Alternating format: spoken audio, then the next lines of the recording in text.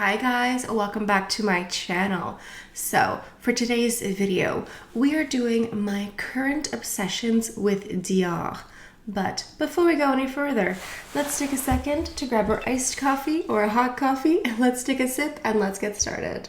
As many of you know, I'm a makeup artist and also esthetician, and I now have an online beauty consulting service, and this is where you get the chance to talk to me one-on-one and pick my brain about any beauty concerns.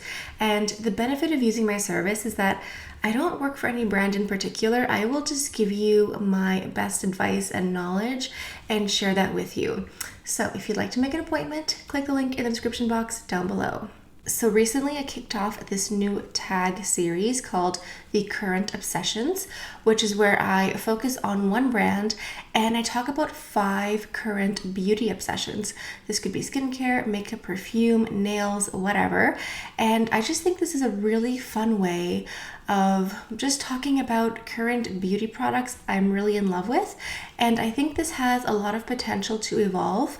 I'm going to do this for different brands, and I'm also going to revisit this. So this is my current obsessions for Dior Beauty for spring, and then in the fall or in the winter I can do it again, and there will be different items. So let's go ahead and dive right in. The first item is a complexion product. This is the DIOR Air Flash Radiance Mist Primer and Setting Spray. Technically, there are 2 shades available. This one here is 01, and this is for light to medium skin tones, but it's still translucent. And then there's a second one for medium to deep. And again, it's still technically translucent, but just depending on your skin tone, you might be better off getting the second one. So this is technically a 3-in-1. You can prep, you can set, and you can refresh your makeup. So you can spray this on bare skin before your makeup. What I do is I will often spray this onto a sponge or a brush. So you have to give it a good shake.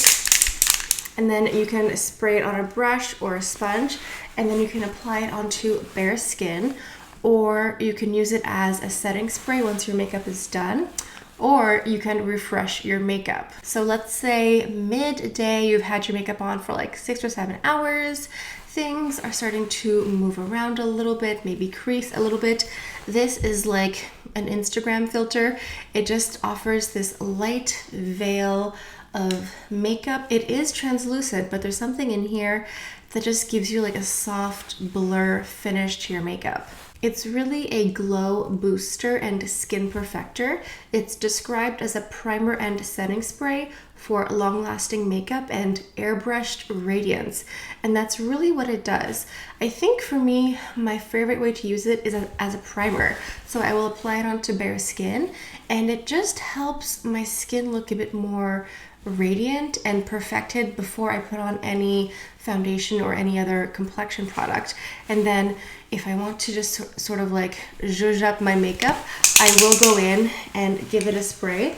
However, since I do have dark hair and I wear jewelry, sometimes this will get on your hair a little bit or on your jewelry. You just have to make sure to clean it off a little bit. But this is a really great product. I think it's very underrated.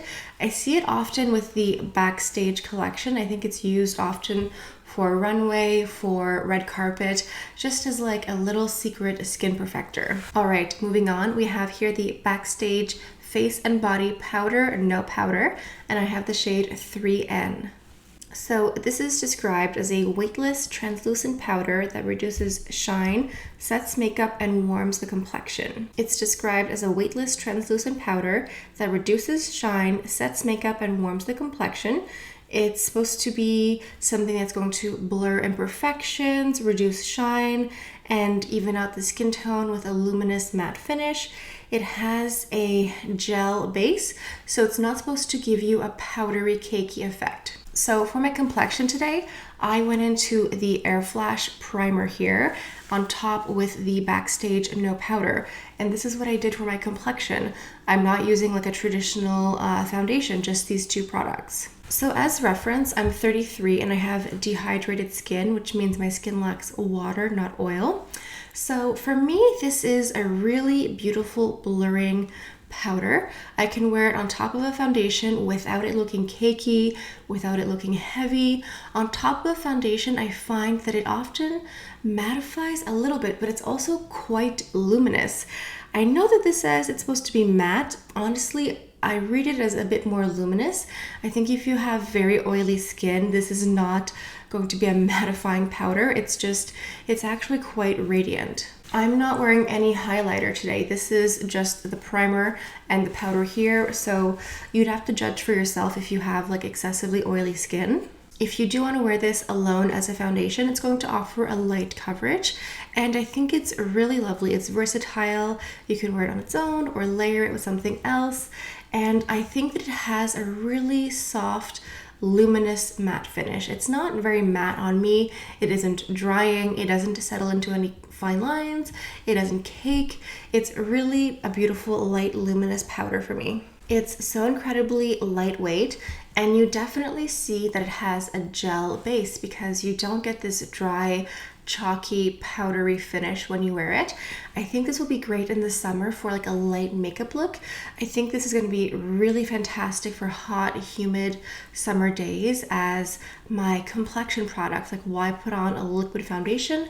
I think this will be fantastic. So this is clearly a current obsession. All right, my next current obsession is something that I'm running dangerously low on. This is the DIOR Addict Lip Maximizer Plumping Gloss in the shade 001. So 001 is like the classic shade for this collection here, but there are like close to 10 different colors, like more dark, plummy colors, rosewood, coral. There's like a whole bunch, and there's always like a new limited edition shade for the summer or for different collections. So there's really a hue for every taste. So technically this formula is supposed to have volumizing spheres of hyaluronic acid for a powerful hydration and fuller lip effect, and it has a minty scent. So it does have a tingling minty sensation. This isn't like your typical lip plumping gloss. I've tried some of them in the past, and some of them are like painful. You feel like you have like a bee stung lip. This does have that slight tingly mint sensation, but it's actually quite faint. Like, you will notice it, but it's not going to bother you all day. I feel like I notice it more when I first apply it, and then after a few minutes I don't really notice that scent as much. I don't know what it is about the lockdown, but I have worn this so much. I think this is my second one that I've gone through in like the past 12 months or so. I just really like this. So what I do is when I do my makeup in the morning, I will usually throw this on my lips as I do the rest of my makeup. And then by the time I finish everything and by the time I get to my lips, this has sort of like melted into my lips a little bit. It's still a little bit sticky because it is a gloss, but my lips are prepped, and it is a plumping gloss, but it's also very hydrating. Like, sometimes I wear this as a lip balm. Let's say midday, I've had lunch, my lipstick is starting to wear off a little bit, and I just want to, give it a second wind. I will go in with my maximizer over top. It sort of brings back my lip to life. It hydrates, it plumps, it gives me some gloss. It's really, one of those items that has a cult status, and I think you should give it a try. There's going to be a Sephora sale in the next few weeks, so this is definitely an item I'm going to get at least one of these because I just like having them. This is one of those things that like one lives in my purse, one's on my vanity. It's just really that good.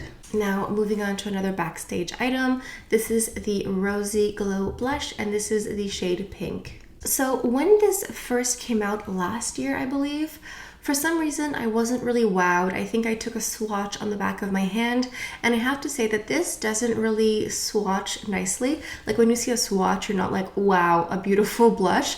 But this is this sort of formula that reacts to your natural skin tone and skin pH. So it's infused with a color reviver technology. It's supposed to just react with your natural skin. So it might look a little bit different on you than it does on me, but it's just going to enhance your natural pink flush. It's described as a secret weapon to create a natural rosy cheek with a fresh, glowy effect. I was hesitant to buy it at first, but I'm glad that I did because it's really just that like natural your pink cheek, but better. And I find that this blush is very long wearing as well. It's not one that fades away. It's not going to evaporate as the day goes on.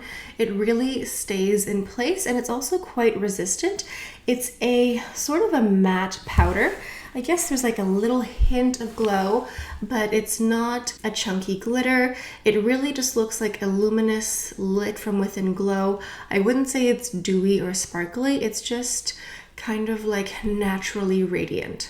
I hope that they come out with more of these colors in the Backstage collection.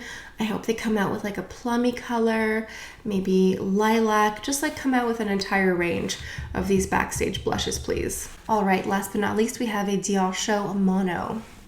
This is the eyeshadow single in Front Row. This is a beautiful, cool-toned slate gray with a hint of purple. It's what I'm wearing on my eyes today.